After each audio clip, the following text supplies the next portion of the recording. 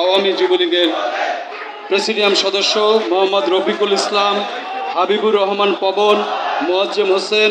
engineer Mrinal কান্তি জোদ্দার, তাজউদ্দিন আহমেদ, আনোয়ার হোসেন, সাংগঠনিক সম্পাদক কাজী মাজারুল ইসলাম, সাইফুর রহমান সোহাগ, সোহেল পারভেজ,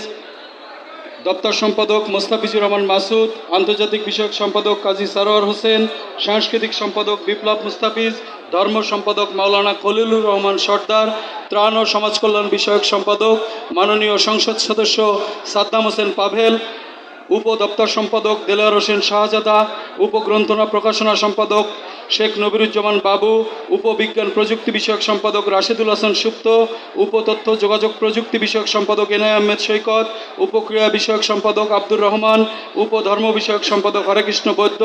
সহ সম্পাদক আবির মাহমুদ ইমরান, বাবলুর রহমান বাবলু, এ কে মুক্তাদুর রহমান শিমুল, এতেশামুল হাসান ভুইয়া রুমি, মনিরুজ্জামান